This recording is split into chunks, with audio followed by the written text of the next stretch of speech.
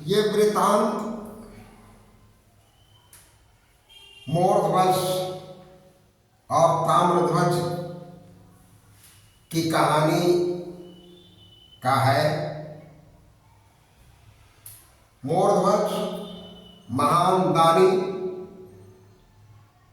थे और उनका पुत्र का नाम ताम्रध्वज था, जो कि मोरध्वज के इकलौते पुत्र थे। जब मोरध्वज भगवान की भक्ति में बहुत ही ऊंचा स्थान प्राप्त करने लगे तो अर्जुन महाराज को इससे ईर्ष्या होने लगी। क्योंकि मोरध्वज श्री कृष्ण भगवान के भक्त थे और अर्जुन ये समझते थे कि कृष्ण भगवान का इकलौता भक्त मैं ही हूं। अब अर्जुन कहने लगे कि प्रभु आपका तो अनन्य भक्त मैं हूं, मेरे सिवा और आपका अनन्य भक्त कोई हो ही नहीं सकता है। कृष्ण भगवान ने अर्जुन जी को कहा कि एक काम करो, मेरे अनन्य भक्त मोरध्वज है और उसकी भक्ति की परीक्षा हम लोग चल करके उसके दरवाजे पर लेते हैं। चट से उन लोगों ने साधु का भेष धारण किया। कृष्ण भगवान और अर्जुन साधु का भेष धारण कर लिए और एक शेर को अपने साथ में लेकर के चल दिए मोरध्वज के दरवाजे पर। मोरध्वज के दरवाजे पर गए और बतलाए कि भाई हम लोग भूखे संत हैं,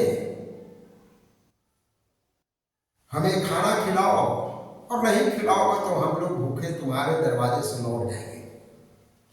एक जो दानी राजा होता है उसे अपना जान से ज्यादा प्यारा होता है कि वो दान रूपी वीरता से पीछे नहीं हटे।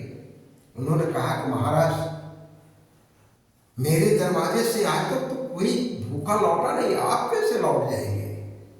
आप जो कहेंगे सारी इच्छाएं पूरी होगी, जो कहिएगा वो सारा मिलेगा, लेकिन मेरे दरवाजे से निहत्था नहीं लौट सकते।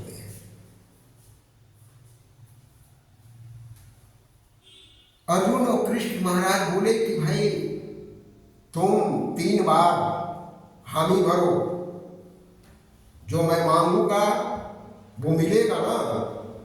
राजा बोले कि जी महाराज, प्रभु आपकी असीम कृपा है कि इस दरवाजे पर आए हैं। आपकी इच्छा पूरी नहीं होने का क्या सवाल है? मैं तो राजा हूं, दानवीर हूं, मैं तो दान करूंगा, राजा हूं, सारी व्यवस्था करूंगा। जब 3 करार करवा लिए तो कृष्ण भगवान ने कहा कि मेरे साथ जो शेर है वो मोरध्वज के पुत्र ताम्रध्वज के मांस खाएगा। राजा ने कहा, मोरध्वज बोले कि भाई ये कहिए, हम सैकड़ों मन मांस मंगवा देता हूं शेर को खाने के लिए। मेरा बेटा ताम्रध्वज तो एक छोटा बालक है, इससे शेर का पेट भी नहीं भरेगा, तो इसका जीवन बर्बाद करने से क्या फायदा? महाराज मैं सैकड़ों मन मांस मंगवा देता हूं इस शेर को खाने के लिए। कृष्ण और अर्जुन तुरंत तेवरी बदल दिए, बोले कि मैं चला, तुम 3 कौल करार किया था और अब तुम पीछे हट रहे हो, इसलिए मैं तुम्हारे यहाँ खाना नहीं खाऊंगा और मैं निहत्था भूखे लौटूंगा। राजा बड़ी सोच में पड़ गए। कहे कि महाराज, अगर आपको मेरा पुत्र ही लेना है, आपका शेर अगर मेरा पुत्र का मांस ही खाएगा तो मैं खिलाऊंगा, लेकिन थोड़ा वक्त चाहिए। वही राजा अपने आप में सोचने लगती है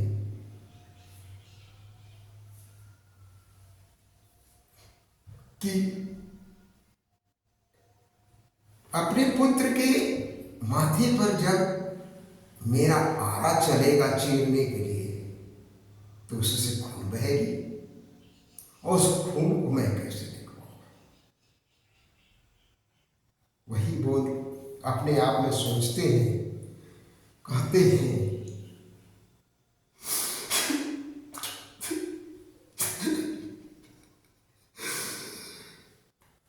फूटे फुहारा खून का कैसे निहारा जाएगा। फूटे फुहारा खून का कैसे निहारा जाएगा। बंस में